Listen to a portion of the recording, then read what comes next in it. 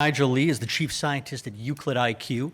EuclidIQ is giving away a door prize, but the way it's going to work is that they're giving away anyone who takes their visual challenge at their booth 215 is qualified to win a $100 Amazon gift card. If you've been at this session, you qualify, but you do need to just go to their booth, let them know there, hey, I attended the Discovery Track session that Nigel spoke at. Please enter me in the drawing, and you'll be entered. So Nigel is going to talk about the how and why of using subjective testing for perceptual quality optimization. Nigel? Can you hear me? Hi, can you hear me? Okay. All right, my name is Nigel Lee, and again, this talk is about the how and why of using subjective testing for perceptual quality optimization.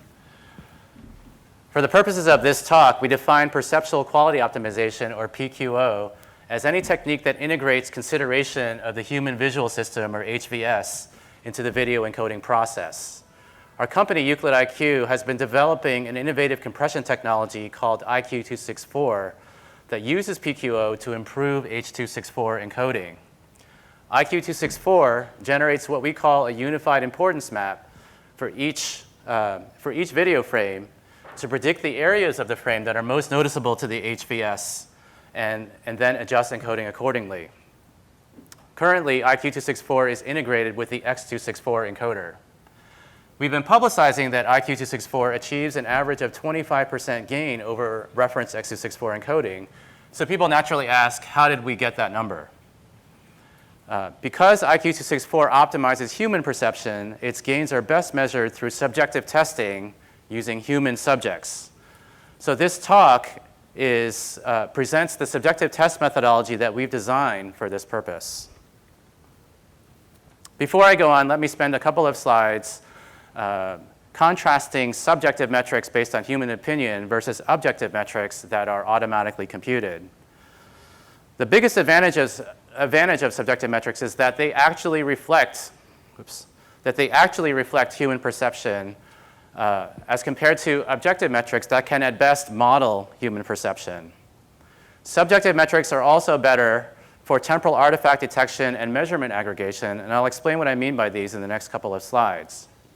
However, objective metrics measure the same values for the same data consistently, whereas human opinion can vary depending on viewer and viewing context. Also, clip length for subjective tests is limited by human memory capacity, whereas clip length for objective metrics is limited only by acceptable computation times. And because objective metrics do not involve human subjects, they are generally faster and cheaper to compute than subjective metrics. Let's now return to a couple of the stronger points for subjective metrics. Regarding temporal artifact detection, we note that most objective metrics focus on spatial artifacts that occur within a frame, and thus may not identify noticeable temporal artifacts that occur over multiple frames. In this encoding of the crowd run video, for example, I wonder if we could turn off the lights. This is going to be hard to see. In this encoding of the crowd run video, the dominant artifact is the temporal jitter in this region of the sky, which is easily seen by the human eye during real-time playback. I'm not sure you'll be able to see this, but is actually very difficult for objective metrics that are computed on individual frames to identify.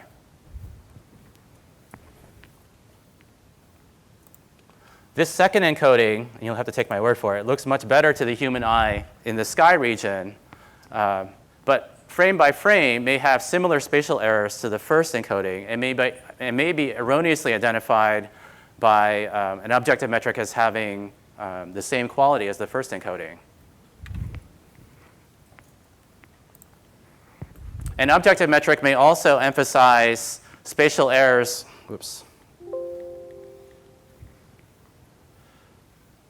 Spatial errors in parts of the frame that are not really noticeable, such as in the middle of the crowd. Human observers instinctively give an appropriate weighting to temporal and spatial artifacts when subjectively scoring a video, which is one of the strongest advantages of subjective metrics. Another weakness of objective metrics is that they typically aggregate measurement over an entire video clip by simply computing a frame average. In this notional plot of quality versus frame number, for example, quality being on the vertical axis and frame number being on the horizontal, encoding number 1 has a higher frame average and is identified by this objective metric as having better quality than encoding number 2. However, encoding number 1 has a temporary but severe artifact that can dominate human perception of the video clip and thus downgrade a human observer's score for that video clip. Human observers weight such artifacts intuitively, but objective metrics have trouble coming up with a proper weighting. The primary trade-off between subjective and objective metrics can be stated like this. Subjective metrics based on human opinion are considered the gold standard of video quality analysis, or VQA, because they measure perceptual gains that are visually apparent, not just numerical gains. Objective metrics, however, are generally faster and cheaper to measure, and in fact are often used as a first pass VQA to identify problem areas in videos to look at more closely subjectively. The challenge then is to develop a subjective test methodology that produces meaningful results but is not prohibitive in terms of time or cost. Restating and expanding that challenge, we say that an effective subjective test methodology needs to be credible, that is, it adheres closely enough to accepted standards in all essential areas. It needs to be feasible, meaning that it's not prohibitive in terms of time or cost. And it needs to be meaningful, that is, it's run over a wide enough set of data and performance points that its conclusions are strong. For credibility, we use an application that automatically randomizes and plays back the video clips to make the test double-blind. And we apply elements of the subjective testing standards with reasonable flexibility in the physical design of the test. For feasibility, we choose a reasonable number of performance points, and we use what we call a parcel reference scheme that allows us to score more videos in a reasonable amount of time. And for meaningfulness, we select representative data, we encode at challenging bit rates and at multiple performance points, and we use a 9-point scoring scale, all leading to a useful gain metric. I'll now go through, review the last 6 components of this test methodology in more detail. For the physical design of the subjective test, we've developed 2 different types of tests. External tests are more formal, less frequent, and public-oriented, with the main goal of publicly reporting the results. For these tests, we enforce rigid adherence to the subjective testing standards, including BT500 for TV and P910 for multimedia. We bring in 25 to 35 non-expert viewers into a special viewing room where we've calibrated specifically for illumination, monitor size, and viewing distance. And we run, following the subjective testing standards, we run a full reference test that allows subjects to score 4 to 6 videos within an hour. Internal tests are less formal, more frequent, and engineering-oriented with the main goal of algorithm development. Here we relax the adherence to subjective testing standards somewhat and generally follow the P913 standard for viewing in any environment. We use 10 to 12 expert subjects from our company's development team who score the videos in their home office under typical viewing conditions, except that we require that the room be fairly dark with little outside light coming in. And we use a partial reference test that allows the subjects to score up to 20 videos in 75 minutes. Again, I'll explain what that means in a couple slides. To help select representative video data, standards bodies such as the Video Quality Experts Group define a set of semantic categories. We note, however, that the typical semantic categories are usually too broad and yet not necessarily diverse. For example, a tennis clip is very different from a football clip, but both are considered sports. On the other hand, a set of sports clips may include 2 different football clips, which won't necessarily be representative of the broader sports category. We believe it's better to characterize videos by their content, specifically their motion and their complexity, which directly correlate with difficulty to encode. Motion being defined as the displacement of the important content in the video from frame to frame, and complexity defined as the density and ambiguity of the video content within the overall video scene. We believe that a truly representative data set for subjective tests should include a good distribution of videos across all 9 motion complexity sectors. To maximize the potential differentiation between encoding types, we make use of the video quality breakdown bit rate, or VQBB, to select the performance points of the test. We observe first that for any given video, for high enough bit rates, all encodings will look good, and their rate quality curves will converge in this area. For low enough bit rates, all encodings will look poor, and their rate quality curves will converge in this area. To differentiate encoder performance, we need to compare encodings near the VQBB, which is defined as the bit rate at which we first start to notice artifacts in the reference encoding, in this example, encoding number 1. Now, it's important to note that the VQBB varies with video, so the best bit rates for a subjective test will also vary with the video. If instead we run a subjective test by encoding all videos at a fixed set of bit rates, we run the risk that for some videos, all encodings will look equally good or equally poor, and then the subjective test won't tell us very much. Once we compute the VQBB for a given video, we generate encodings below, at, and above the VQBB for a total of 3 bit rates per encoding type per video, which means 6 performance points per video, corresponding to 2 encoding types at 3 bit rates each. The scoring schemes for our subjective tests use 9-point scoring scales from 1 to 5, with 5 being the best. For our external tests, we use the absolute category rating, or ACR scale, which is easier for non-experts to understand. For our internal tests, we use the degradation category rating, or DCR scale, which is based on the noticeability of artifacts relative to a high-quality reference encoding. Following the subjective testing standards for external tests, we use a full reference scheme where subjects see the high-quality reference encoding before scoring each of the 6 test encodings. Recall again that we have 2 encoding types at 3 bit rates each for 6 test encodings. Now, full reference schemes are time-consuming, so for our internal tests, we use a partial reference scheme where subjects see the high-quality reference encoding once per video before viewing and scoring the 6 test encodings consecutively. The partial reference scheme enables us to score more videos in a reasonable amount of time, again, up to 20 videos in 75 minutes. At the end of a subjective test, we calculate gain using the BD rate metric, which measures average bandwidth savings for equivalent quality. The first step is to average the subjective test scores across subjects to obtain mean opinion scores, or MOS. And there are 6 MOS values for each video, again corresponding to 2 encoding types at 3 bit rates each. Then we perform spline interpolation to approximate the full rate quality curves, where quality is on the vertical axis as MOS and rate is on the horizontal axis as bit rate.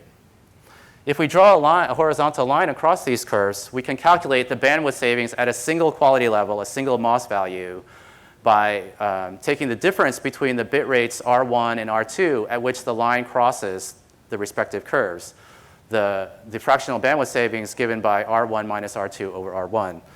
The BD rate metric generalizes this calculation to the whole curves by taking the difference in the area to the left of the blue curve, A1, and the area to the left of the red curve, A2, with a fractional bandwidth savings given by A1 minus A2 over A1. Thus, BD rate measures the bandwidth savings over a common quality interval, capturing in a single number the gain of one encoding type over another. Putting this all together, I can now explain how we measured the 25% gain that I mentioned earlier of our IQ264 PQO technology over X264.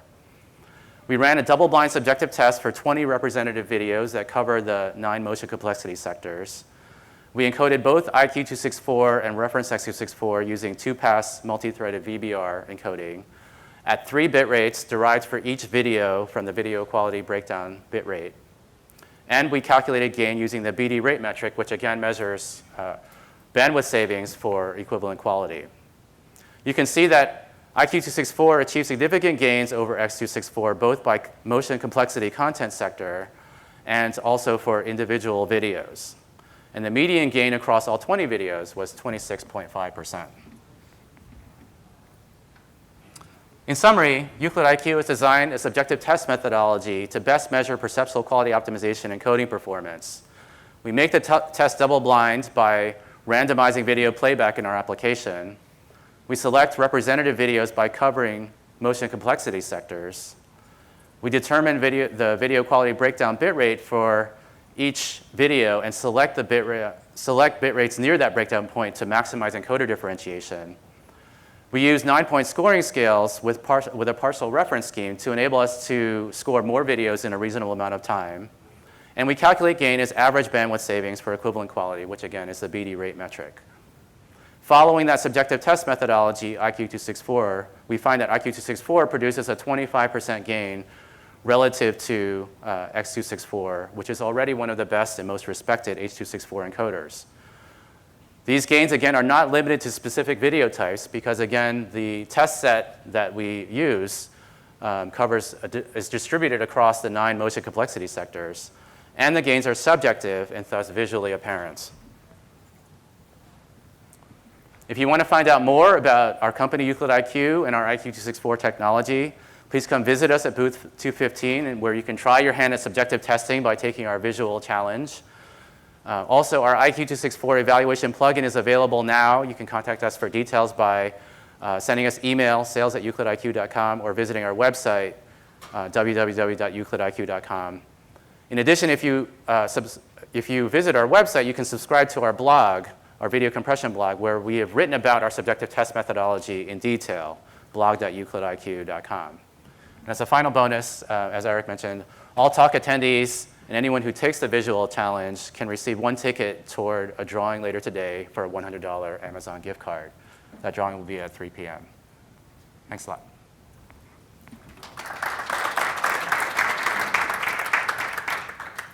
Any questions for Nigel? Yeah. Speak over there with the microphone.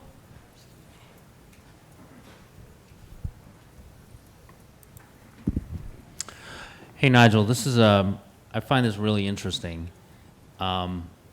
I think maybe one of the biggest challenges that I see for what you're doing is the need for actual subjective testing, bringing people into rooms and doing all that. So I'm curious about, have you run this through any, reference-based, computational-based systems and seen what kind of MOS scores those give? Can they actually show the benefit if you use them, or not? I'm not exactly sure what you mean by reference-based computational systems, but I can say that we have done the test multiple times and achieved similar results. So that does give us some confidence that the results that we're getting are real results. So the references, what I'm saying is, if you do the MOS-based modeling based on people, you get consistent results, which is what it really that's what matters, right? That's right. But my question is, so there are algorithms out there that do MOS testing. They try to emulate what real people So they're trying see. to approximate MOS, right? And how would those perform on your output? Have you tried that? We haven't tried that directly, but we know that those objective metrics are trying to approximate real MOS scores, and we believe that we're generating the real MOS scores anyway. So, so I think we kind of cut to the end and tried to do it that way, to do the subjective. Okay. Thank you.